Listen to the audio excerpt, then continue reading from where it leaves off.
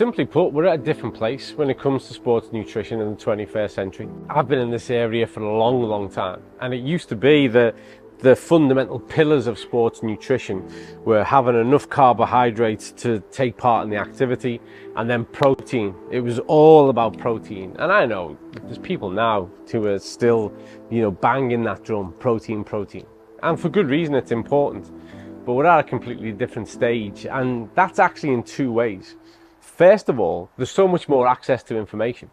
So now the average person, what we call the recreational athlete, which is like myself, someone who's keeping fit, taking part, really staying fit to be in better health. Well, they're well aware of what elite and professional athletes are doing.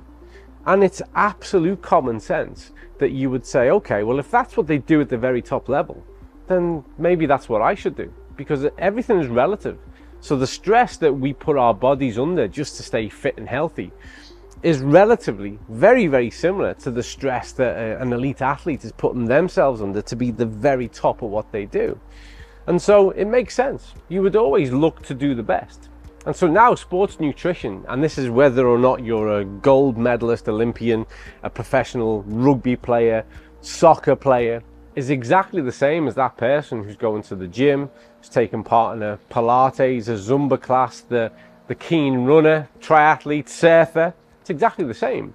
And one of the best parts is that you can access the exact same quality and you can access the exact same formulations. And so now it's not just about protein.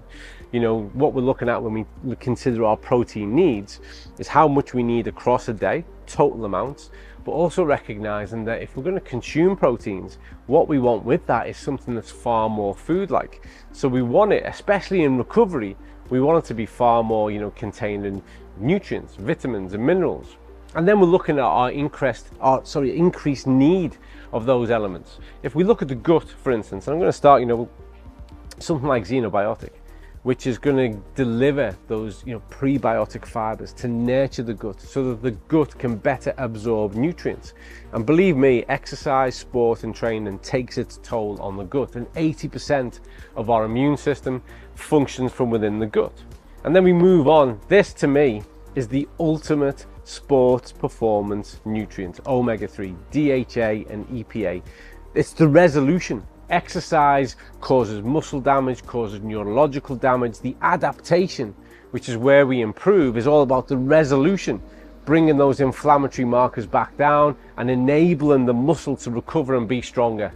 If you want increased anabolic response, if you want decreased muscle soreness, if you want increased oxygen kinetics, that isn't protein, it's omega-3. That comes from this, managing those pathways. This to me is really the ultimate sports performance bit of nutrition. And then we go into our broader nutrition needs.